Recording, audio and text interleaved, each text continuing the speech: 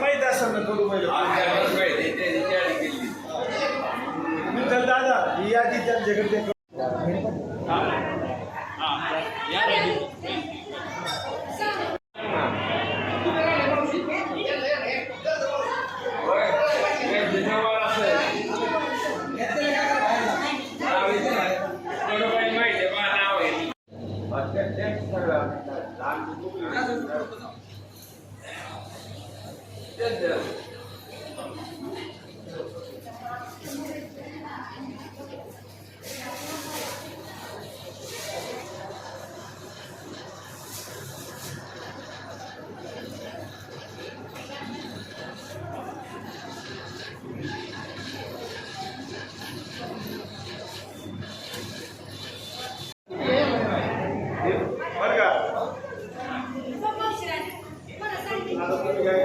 शाल मिळून देतात सरकार कोण राहिलं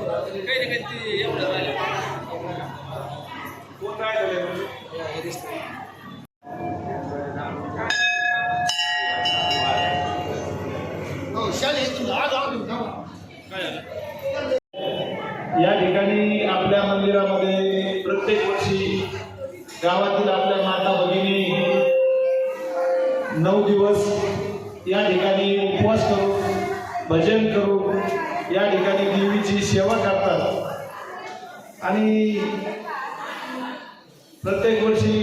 आपल्या गावचे ज्येष्ठ मोहन बापू देशमुख त्यांच्या परिवाराच्या वतीनं या सर्व माता भगिनींना प्रत्येकाला साडी या ठिकाणी दिली जाते आणि खऱ्या अर्थाने आपल्या ज्या माता भगिनी आहेत त्यांचा सन्मान या ठिकाणी केला जातो। त्या पद्धतीने याही वर्षी मोहन बापू देशमुख त्यांच्या कुटुंबाच्या वतीनं या आपल्या ज्या सर्व माता भगिनी आहेत त्यांना या ठिकाणी साड्याचं वाटप त्यांच्या कुटुंबाच्या वतीने या ठिकाणी होत आहे। तर सर्वांनी या ठिकाणी मोहन बापूचं टाळ्याच्या गजरात आपण स्वागत करावं की शेवटी आज इथं बसलेले आपल्या प्रत्येक आईच्या ठिकाणी बहिणीच्या ठिकाणी अशी त्यांची आठवण म्हणून एक कुटुंबाची आठवण म्हणून बापू या ठिकाणी प्रत्येक मातेला प्रत्येक आपल्या माता समान असणाऱ्या आई समान असणाऱ्या माता भगिनींना या ठिकाणी साडी अर्पण करतात आणि सर्वांना एक आनंदाचा दसऱ्याच्या मुहूर्तावर भेट ज्यांची असते त्याचप्रमाणे आपले शिंगाडे